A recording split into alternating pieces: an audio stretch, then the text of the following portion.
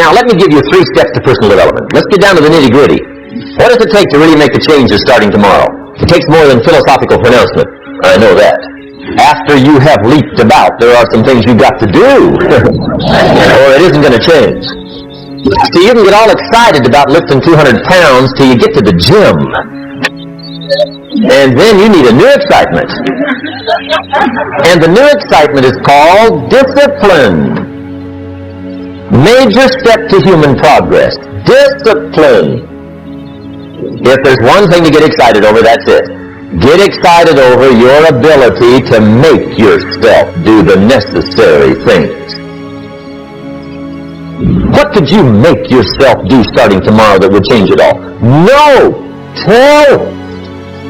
Now, see, that's exciting. On any given day, you can massively change the direction of your life. Murder is a clear example that any one person on any given day can forever alter the course of their life. It just happens to be a negative act.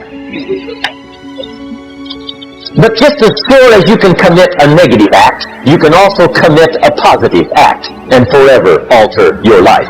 Whenever you wish. Now that's exciting.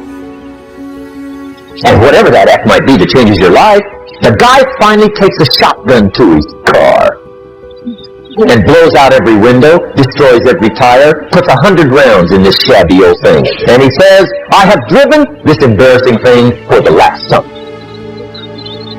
And not only will I never drive it again, nobody else will ever drive it again. And he lets that shuddering thing stand there for a while as a monument to the day he said, today my life changes. Now who can do that? Anybody. When can you do it? Whatever day you pick. Now here's the key to discipline. Start with the little disciplines, get excited over the little disciplines, and get right on those because those will lead to the big ones. You can't handle the big challenges in life unless you take on the little ones. Make a list of all the things you can do, get right on those, discipline yourself for those, both for the results and for the muscle and for the practice. So that when life hands you some big challenges, you'll be ready, you'll have the muscle. But see, if you don't handle the small ones, you can't take care of the big ones. Do something different the next 90 days than you did the last 90 days. Like picking up the books to read. Do something different like the new health disciplines. Relationship with your family. Whatever it is, doesn't matter how small it is. If you'll start doing different things with the same circumstances. Since we cannot change the circumstances, but we can change ourselves. We can change what we do. And then he gave me another secret to success when he said, what you have at the moment, Mr. Rohn, you've attracted by the person you've become. What you have at the moment, you've attracted by the person you've become. Few little simple principles here. Once you understand these, it starts to explain so much.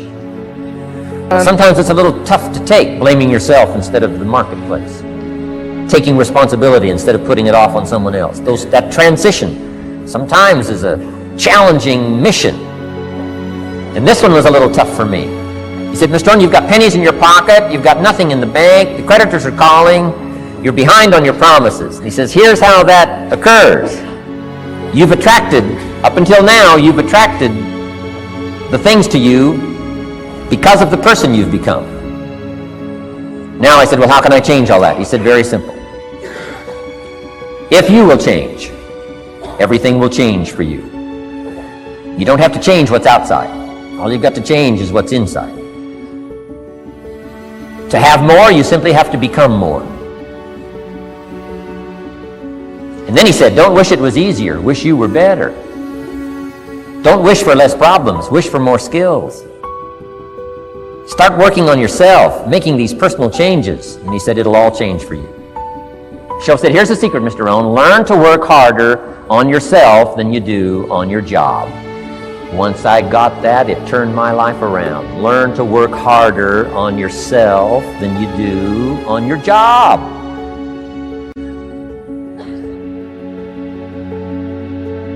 He said, if you work hard on your job, you'll make a living.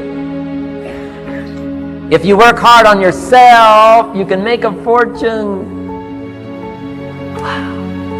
If you would have known me at age 25, you would have said, Jim Rohn's a hard worker. If you'd have known me, you'd have said that. I'm the guy, I don't mind coming a little bit early, staying a little bit late. I don't mind that. You'd have said, well, Jim Rohn's a hard worker. You say, well, how come he's got pennies in his pocket and nothing in the bank and behind on his promises? Well, I was a hard worker, but I was working hard on my job, not on myself. I'm telling you, if you'll learn that simple little principle and start the process today, latest tomorrow, I'll give you tonight to think it over. And start this whole process of personal development, work on yourself, make yourself more valuable to the marketplace. I'm telling you, you can so dynamically change your income, and economics is the least of the values that you can start earning in terms of equity if you'll start working harder on yourself than you do on your job. Work hard on yourself and develop the skills. Work hard on yourself and develop the graces. All of the stuff necessary to become more valuable to the marketplace. I'm telling you, your whole life can explode into change. Promotions, no problem. Becoming more valuable to the company, I'm telling you, no problem. Money, no problem. Economics, no problem. Future, no problem. If you just go to work on the right thing. Not get things out there to change. Don't try to change the seed. Don't change the soil. Don't change the sunshine. Don't change the rain. Don't change the mix of seasons. Let the miracle of everything that's available work for you. And start working on the inside. Work on your philosophy. Work on your attitude. Work on your personality. Work on your language. Work on the gift of communication. Work on all of your abilities. And if you'll start making those personal changes, I'm telling you, everything will change for you. Mr. Schoaf, over a 5-year period before he died at age 49, he taught me some extraordinarily simple things. He only went to the 9th grade in school. Never finished high school, never went to college, never went to university. So he put his ideas and his experiences in very simple language, which I think for me, a kid from the farms of Idaho, that simplicity was so important. Because if it would have been technical, I'd have missed it. If it would have been mystic, I would have, backed away. But it was just basic, blunt, ABC, familiar stuff that I hadn't thought of before. And he did start to remind me, and those ideas changed me. Mr. Schoaf was the one when I said, this is all they pay. He said, you've been working 6 years, Mr. Rohn, how come you're not doing better? And I said, this is all the company pays. He says, well, that's not true. I said, no, this is my paycheck. This is all the company pays. He said, no, this is all the company pays you. I thought, that's a new way to look at it, right? He said, doesn't the company pay 2, 3, 4, 5 times this amount to other people? And I said, well, yes. He said, well, then this is not all the company pays. It's all they pay you.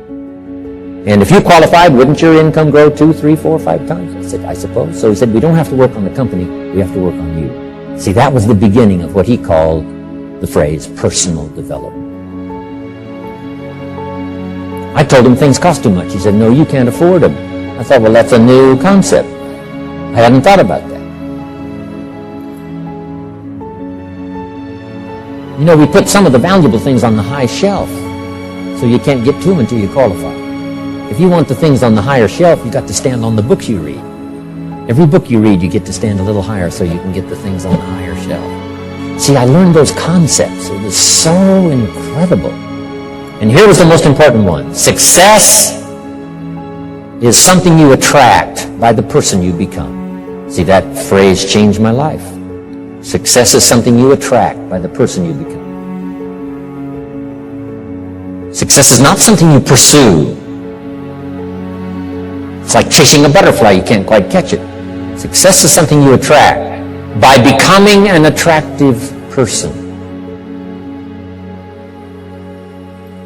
See, those were new concepts to me. I'm just working hard trying to make a living. Here's what he said to me. This changed my life. I got a chance to teach this in Moscow and across Russia. 3 visits, now the 4th. Here's what Schoaf taught me. Profits are better than wages. Nobody taught me that in high school. Nobody taught me that. I went to 1 year of college. Nobody taught me. Profits are better than wages. Wages make you a living. Profits make you a fortune. And how could you work on both a living and a fortune? He said, well, you could start part-time working on your fortune while you're working full-time on your living. I thought, wow. Now, he said, it's fun to get up in the morning. Not just getting up, go to work to pay the rent, but to get up to go to work to make a fortune.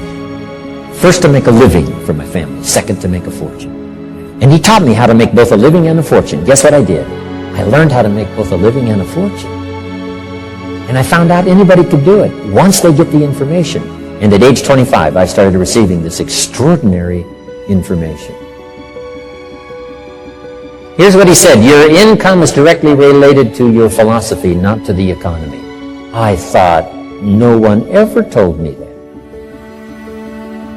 I kept hoping the economy would change. He said, no, your philosophy has to change. I assured him that I had my fingers crossed. He said, that won't help. Then what could I do to change my income and multiply it by 2, by 3, by 5, by 10, and then multiply it by 10 again? What could I do? And he started giving me the disciplines and the process of learning the skills to change my life. This was an extraordinary man. Those were extraordinary times for me. Life-changing in every manner that you can imagine. But very simple ABC concepts. Here's all I learned. Not to search for the exotic until you've discovered the basic. And those basic philosophies that he shared with me during that time were life-changing. Success is something you attract by the person you become. Success is not something you pursue, chase, run after. Success is something you develop, something you become. You attract success. So the whole key to unlock all the treasures, whether it's economic treasures or spiritual treasures, financial, social, personal, every way you can possibly think of, is by your own personal development. Then he added one more, which is so important, and it's probably worth the price of the seminar. Here it is. What you become is much more valuable than what you get. What you become is much more valuable than what you get. The major question to ask on the job is not what am I getting here. The major question to ask on the job is what am I becoming here? Not what am I getting, what am I becoming? So it's very important what you become. Because what you become attracts. If you become cynical, you attract cynicism. What you become attracts. So this whole subject of personal development was so vitally important to me.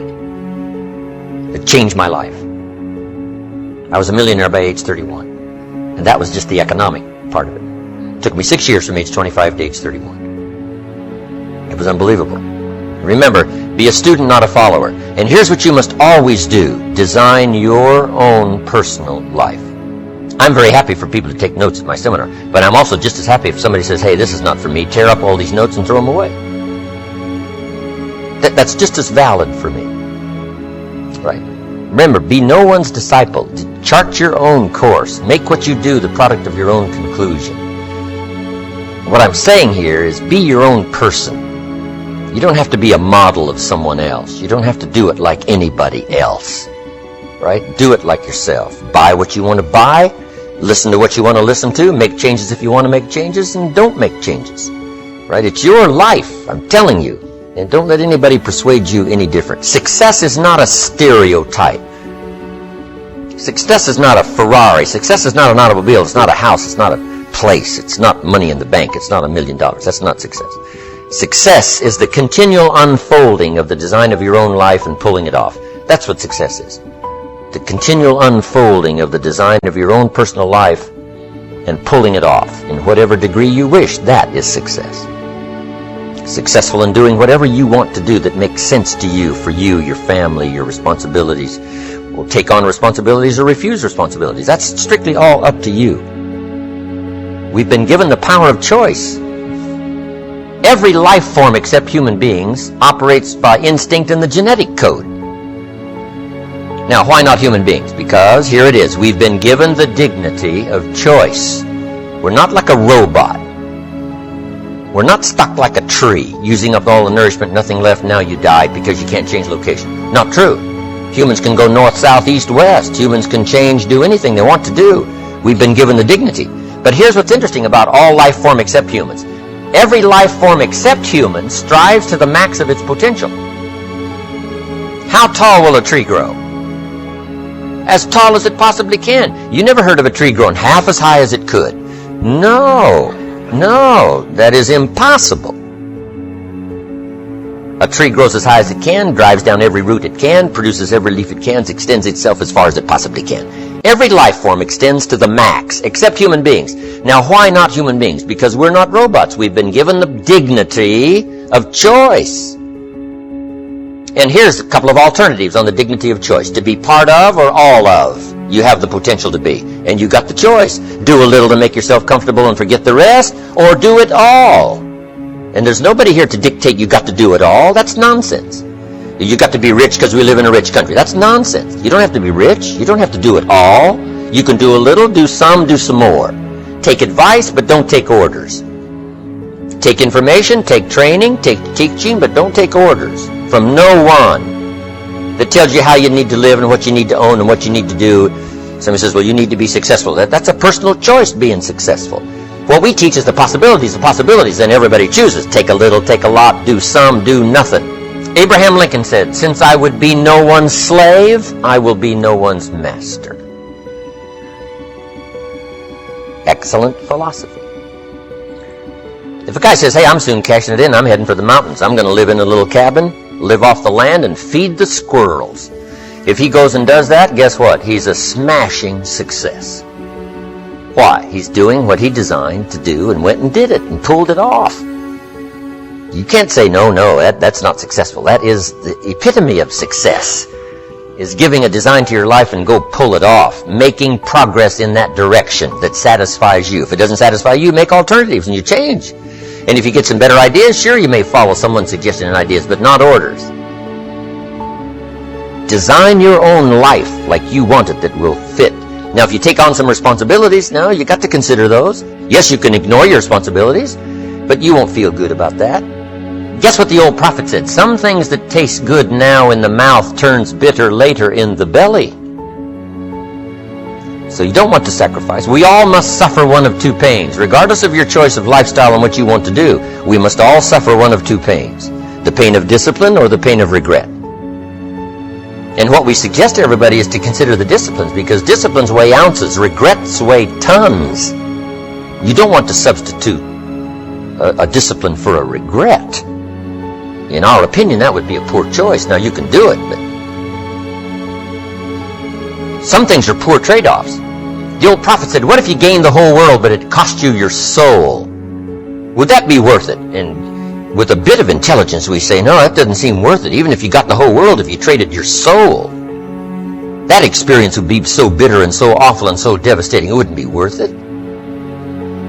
What if you got some gain by greed instead of legitimate ambition? I'm telling you, it might taste good up front, but it's going to turn bitter in the belly. And a bit of that advice saves some people from devastation. Say, well, you're right. I better think twice about that. So we must confront all laws, spiritual laws, agricultural laws, basic laws, fundamental laws. We must confront all of those. But you still now can design your own life. A little, a lot, go east, north, south.